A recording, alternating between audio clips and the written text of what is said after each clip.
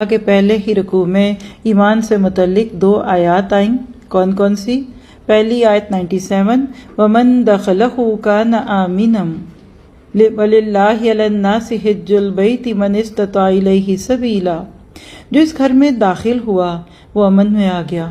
تو لکھیے tension free zone, stress free zone, وہ جہاں جا کر گھبراہٹ کو بھی گھبراہٹ ہونے لگتی ہے. یہ وہ جگہ ہے ساری دنیا کے ستائے ہوئے، تھکے ہوئے، کام کر کر کے ہفے ہوئے لوگ جب جاتے ہیں کہتے ہیں واپس آنے کو دل نہیں کرتا.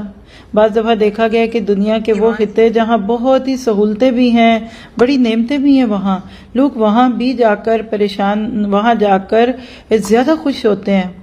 آج تو حج بھی اتنا لگژریس ہو گیا کہ ہمیں اس کے اندر بھی جا کر کئی دفعہ سوچنا پڑتا ہے کہ ہم حج پہ آئے ہیں یا ہم کسی فن پہ آئے ہیں، فن کے لیے آئے ہیں، لیکن حقیقت ہے کہ وہاں ایک سکون ہے.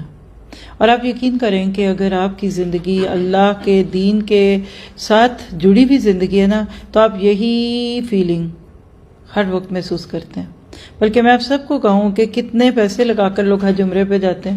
کئی دفعہ بیچارے پہلی دفعہ جانے یا نہ پتہ ہونے کی وجہ سے ہف کے آ جاتے ہیں اور کئی غلط کام کر کے آتے ہیں اور بعد میں ان کو ریگریٹ ہوتا ہے. آپ اس جگہ پہ بھی جہاں ہم بیٹھے ہیں آپ اس کے سکون کو محسوس کریں. اللہ کے گھر میں نے اپنی زندگی میں الحمدللہ کئی مختلف جگہوں پہ موقع اللہ نے دیا تو دورہ قرآن ہوئے. پاکستان میں تو بڑے بڑے شادی ہالوں میں ہوئے، تھاؤزنڈز میں لوگ ہوتے ہیں وہاں.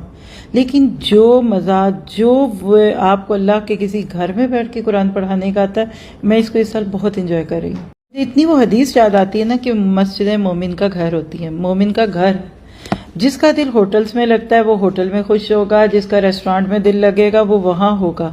لیکن یقین کیجئے یہ آپ کے جو میرے گھر بار ہے نا، یہ وہم گماں ہیں کہ یہ بت ہیں، صرف رات گزارنے کی چیزیں ہیں. لیکن مکہ کے اندر جا کر اگر آپ میں سے کوئی نہیں جا سکا تو آئیے ذرا اس علم کی محفل میں بیٹھ کر دیکھیے. اور جو لوگ یہاں آ کر بیٹھتے ہیں وہ خود اس کی گواہی دیتے ہیں نا کہ آپ لوگ کتنے گھر سے پریشان اور اسپیشلی سفر سے گزر کر کتنا آتے ہیں.